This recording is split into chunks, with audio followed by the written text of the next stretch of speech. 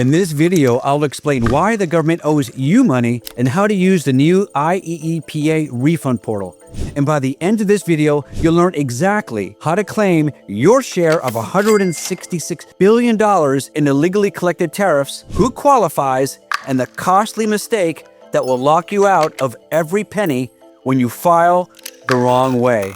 I'm Santiago Cueto, board-certified international business law expert and best-selling author based right here in Miami, Florida. All right, let's dive in.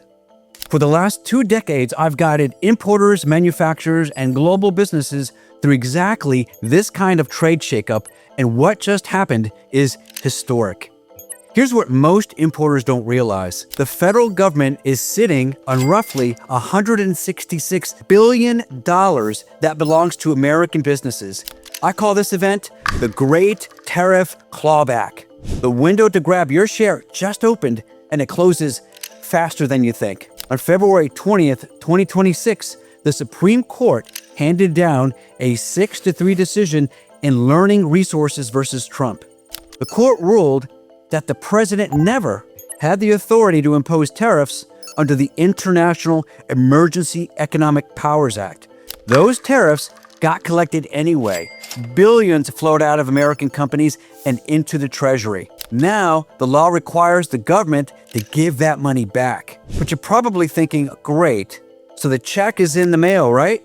Well, actually, no. There is a trap, so stop assuming. Washington will send you a refund. Customs and Border Protection confirmed last week that these refunds are not automatic. You must opt in. You must file. And when you miss the deadline, your money stays with the Treasury forever. Now here's where it gets interesting. On April 20th of 2026, U.S. Customs and Border Protection flipped the switch on what they call the CAPE portal. CAPE stands for Consolidated Administration and Processing of Entries. I call it the refund faucet because this is the only official pipeline the government built to return your money. CAPE lives inside the ACE portal. That's the automated commercial environment systems that customs brokers use every single day. I'll put a link to the ACE portal in the description, and if you need to enroll in the ACE platform, I'll put that enrollment link in the descriptions also. Don't worry, I've got you covered. Now, to use CAPE, you must be the importer of record, or your licensed customs broker must file on your behalf. That's the first trapdoor. Consumers who paid higher prices at the register, they get nothing. Distributors who absorb the cost, they get nothing. Only the company listed as the IOR on the entry paperwork qualifies. Now, before I walk you through the filing mechanics, if you're finding this useful, hit that like button and subscribe to this channel. I break down developments like this every week for business owners who refuse to leave money on the table. All right, here's how you actually file. First, you log into the ACE portal. Second, you add your bank account information to the importer subaccount because paper checks went away back in February. Third, you upload a CAPE declaration.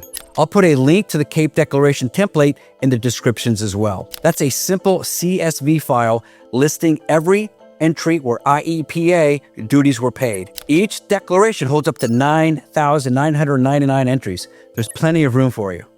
And when you have more than that, you file multiple declarations. But here's the warning.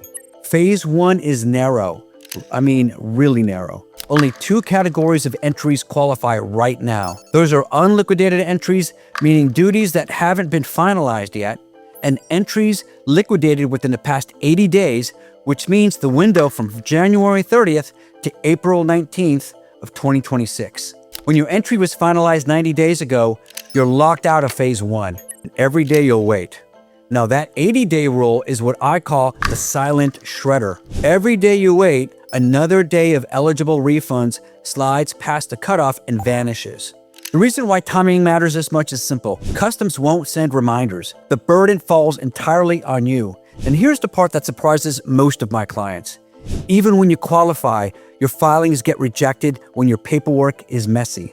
Entries tied to drawback claims, reconciliation filings, pending protests, or duties paid by a surety get kicked out automatically in Phase 1. CBP estimates that about 82% of the IEEPA duty payments, roughly $127 billion, will clear through Phase 1.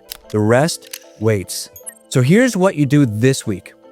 Pull every import entry you filed in 2025 and early 2026. Find the ones with Chapter 99 IEEPA tariff codes. Confirm your ACE portal account is active and that your bank details are loaded. Then coordinate with every customs broker who filed on your behalf, because each broker must submit their own declaration for the entries they handled. Miss one broker, you miss that money. And when you file a clean declaration, your refund lands in about 60 to 90 days. Spotless filings pay out in as little as 45 days. When your declaration contains errors, expect delays, or flat-out rejection.